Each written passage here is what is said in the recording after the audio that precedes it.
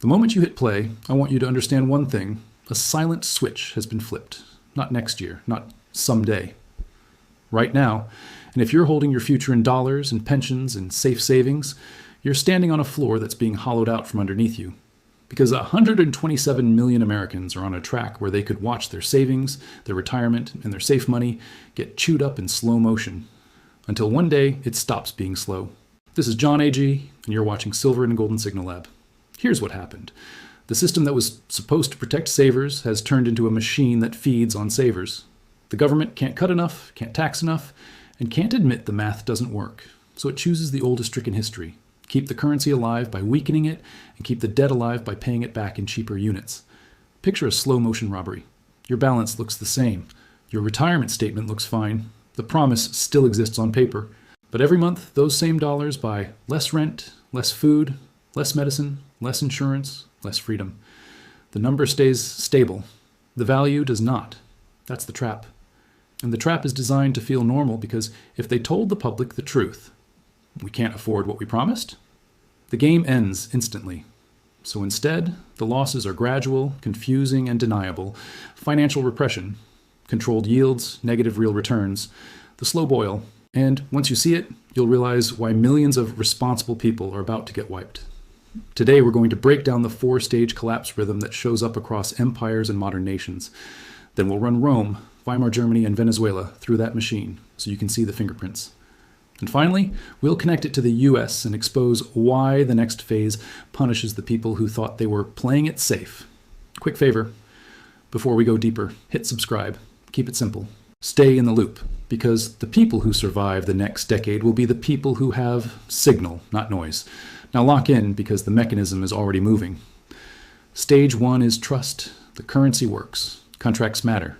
You can work, save, plan, and expect the unit you saved in will still mean something later. That's when the middle class grows and the future feels predictable.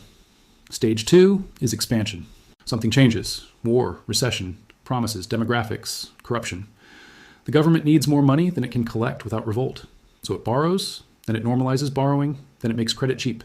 Asset prices inflate. People feel richer.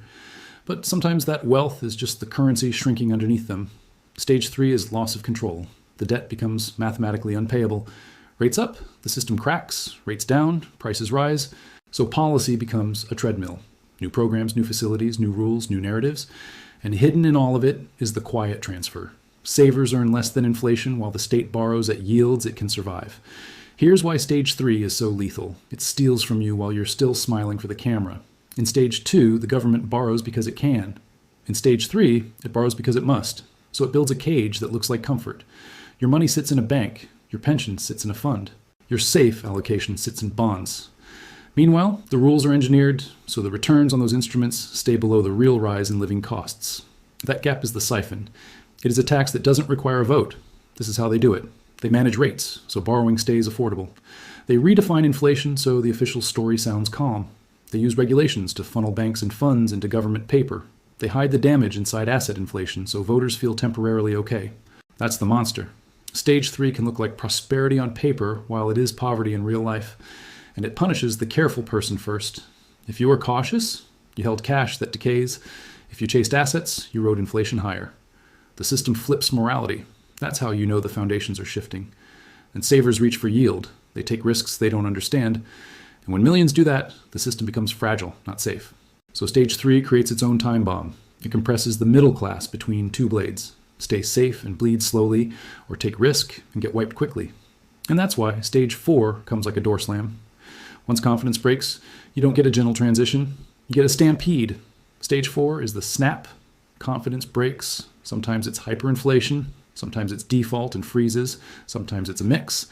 But the middle class gets hit hardest because the middle class stores its future inside the system. Now let's prove it. Rome didn't collapse because people forgot how to build. Rome cracked because the money cracked. Early coins had credibility because the metal inside them was real. That's Stage 1. Then costs grew, and rulers learned the magic trick. Keep the stamp, reduce the silver, pretend nothing changed. That's Stage 2. The public doesn't notice at first. Then prices behave strangely. Producers demand more coins for the same goods. Trust starts bleeding. So the state panics and tries to command reality. Price caps, punishments, threats. Here's the truth. Price controls are a confession. If money is healthy, you don't need laws to make bread affordable. When the currency fails, laws don't create supply. Shelves empty. Black markets rise. Trade hollows out. That's stage 3 sliding into stage 4. Now Weimar Germany, the speedrun version. Germany had industry, skill, real capacity. But it also had obligations it couldn't meet without pain. Leaders chose the painless lie, printing. It started as temporary relief. Then it accelerated until time itself broke. Hyperinflation isn't just higher prices. It's the collapse of planning. People stop thinking in years and start thinking in hours. If money melts by afternoon, you sprint to convert it into anything real. Food, fuel, tools, inventory. Businesses reprice constantly. Savings vanish. Pensions become dust. That's stage 4. Venezuela shows the same pattern in modern clothing. A resource-rich nation with a false sense of permanence.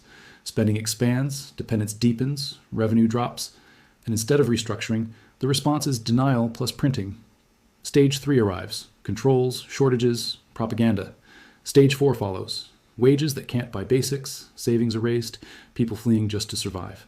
Now I want to take this from macro to street level, because this is where people feel it in their bones. The average household doesn't fail because they're lazy. They fail because their plan was built for a stable world and the world stopped being stable. Think about the classic retirement blueprint. Work for decades. Save in a mix of stocks and bonds. Hold a cash buffer. Live off the yield. That plan assumes purchasing power stays predictable. But in a repression cycle, bonds aren't safety. Bonds are permission slips for the state to borrow from you cheaply. If inflation runs higher than your yield, your safe bonds become a slow destruction device. And if rates rise, bond prices drop. You get hit from both sides. Now stack housing on top. Rent resets higher. Mortgage rates climb. Taxes and insurance creep. Repairs get expensive. So even if income rises, the basic cost of existence eats the raise. Now stack debt on top. Credit cards, car notes, student loans. In a stable world, debt is manageable. In a repricing world, debt becomes a chain. One income disruption, and the whole structure wobbles. That's how lose everything becomes real without a Hollywood crash. You don't wake up to zero. You wake up to a life where your options shrink. You pull from retirement early. You take on more debt to survive. Each step feels small until you realize you're trapped. Then comes the fast phase. The system tries to stop the bleeding with an emergency move that reveals the truth. A bank stress event, a bond market hiccup, a sudden pivot. And the moment people sense improvisation, confidence cracks. Because confidence is the real currency. So the goal isn't to predict an exact date. The goal is to reduce the chance you're forced to move during the stampede. Build liquidity for flexibility.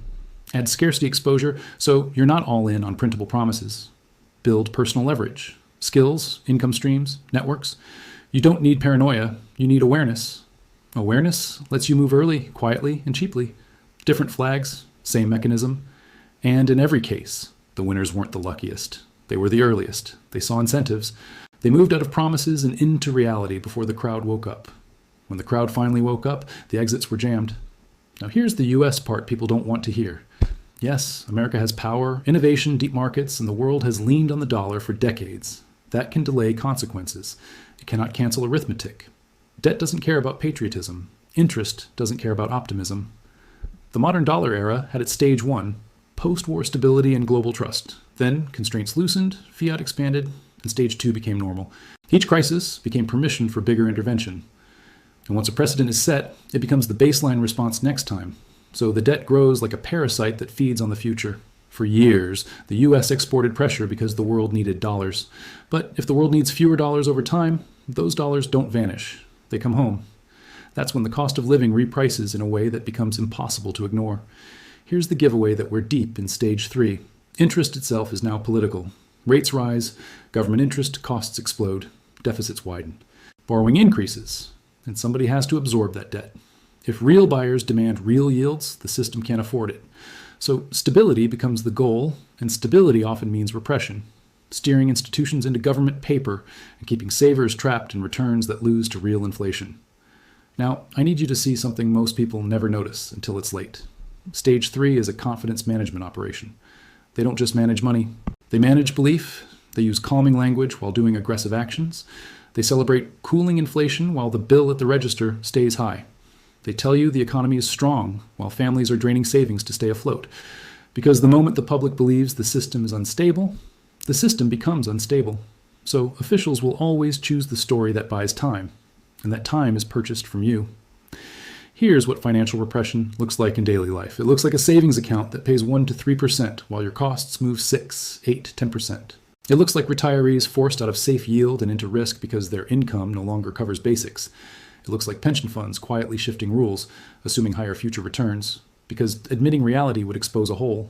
It looks like banks tightening credit for you, while the biggest players get a rescue window behind the curtain. It also looks like inflation showing up where it hurts most, not in luxury items, in essentials, housing, food, energy, insurance, education, healthcare, the things you can't just stop buying. So the middle class gets squeezed from both ends. Wages lag on the way in and costs surge on the way out. And here's the part that makes this a trap for smart people. Stage 3 punishes good behavior. You saved cash, you avoided crazy leverage, you followed the rules, and your reward is a return that loses to reality. Meanwhile, the person who held hard assets, inventory, land, productive business, even just a house locked at a fixed rate, watches their position strengthen. Not because they're a genius, but because they're holding something the system can't multiply with a keyboard. That's why this moment is so dangerous. People feel forced into choices they never wanted to make. Do I stay safe and fall behind? Or do I take risk just to keep up? That question alone is a warning light. A healthy system doesn't force millions into that dilemma. Now let me give you the next move that often comes right before the snap. The state starts fighting symptoms instead of causes. Prices rising? Blame greed. Housing unaffordable? Blame landlords. Food costs up? Blame supply chains. Debt exploding? Blame politics. Blame the other side. Blame anyone but the mechanism. And then the policy response becomes more control, more spending, more printing, more distortion. That's the spiral. So when you hear new programs marketed as solutions, ask one brutal question. Does this fix the math, or does it just buy time? Because buying time is never free. The bill always comes due, and when it comes due fast. So why does it still look fine on the surface? Because stage 3 lies through asset markets. Stocks and real estate can rise even while life gets harder because assets are repricing in a weaker unit. The chart says up. Your grocery cart says more. That disconnect is the signal. Now let's talk about who gets hit and why the number is so huge. Most households aren't holding productive businesses or scarce hard assets. They're holding paper promises, savings accounts, CDs, bonds, pensions, annuities, retirement plans built on the assumption that a dollar keeps its meaning. And when repression is the strategy, safe becomes the target. Because the system doesn't need to confiscate your money to win. It just needs to make sure you earn less than inflation while it finances itself. That gap is the extraction. And this is how lose everything happens without a single dramatic day. A retirement account keeps the digits while losing the lifestyle. A pension arrives on time while buying less every year. Cash feels calm while quietly bleeding purchasing power. So answer this honestly. Are you relying on safe money, or are you building a position that survives repricing? Here are the 3 exposure buckets. Bucket 1, heavy cash, low yield products, low volatility, high erosion. Bucket 2, fixed promises that can't keep up with real costs. Bucket 3, leverage and fragility, high debt, thin savings, income risk. Stage 4 hits all 3. And remember this, governments have 3 exits from a debt trap. Raise taxes hard, cut spending hard, or devalue the currency so the debt is paid in cheaper units. Politicians choose the third option most often because it's the least obvious, until it becomes the most violent. That's the cliffhanger. Stage 3 lasts longer than people expect. Then stage 4 moves faster than people can react. So let's make this interactive. What worries you more right now? Inflation eating your savings? Or job shock forcing you to sell at the worst time? Drop it in the comments. And what's one move you've made to strengthen your position, even if it's small? And don't forget, subscribe to support the original work. And if you're part of the movement against copycats, comment John A.G. Best so I can see you. Now shift from fear to strategy. The divider is simple. Promises versus assets. Promises are claims on future currency. They depend on institutions and stable purchasing power. Assets hold value because they're scarce, useful, productive, or real. In stage 3, promises feel comfortable. In stage 4, promises get diluted, delayed, rewritten, or broken. So build resilience, not hype. You still need liquidity. You still need an emergency buffer. But stop treating cash as the final destination. It's a tool, not a fortress. Reduce high-interest debt. Build flexibility. Add exposure to things that historically don't get printed into oblivion. Diversify income. Increase skills. Because the people who can create real value don't need permission from the currency system to survive. And watch the tells. Emergency programs that never end. Narratives that don't match lived reality. quiet, friction on exits, delays, new rules, new temporary restrictions. Not because you should panic, but because incentives write policy. And stressed systems protect themselves first. So here's your challenge this week. Take 30 minutes and audit your exposure with honesty. How much of your future depends on stable purchasing power? How much do you truly control? How flexible are you if costs rise faster than income? What's one step you can take this month to move even 5% toward resilience? Small moves made early beat big moves made late. And if you're wondering when the shift becomes obvious, it's usually when normal people start talking about money at dinner like it's weather, when prices become the main conversation, when everyone feels it but nobody trusts the explanations. That's when behavior changes. That's when the system moves from slow erosion to fast repricing. Don't wait for permission from the headlines. Position first and let the news catch up later. Because once the crowd runs for exits, the right move becomes expensive, restricted, or impossible. If this video gave you clarity instead of fear, do two things. Subscribe so you don't miss the next breakdown, and share this with one person who still thinks it can't happen here. Because the pattern doesn't care where you live. It only cares about incentives, debt, and confidence. Take care of yourselves, take care of each other, and I will see you in the next video soon.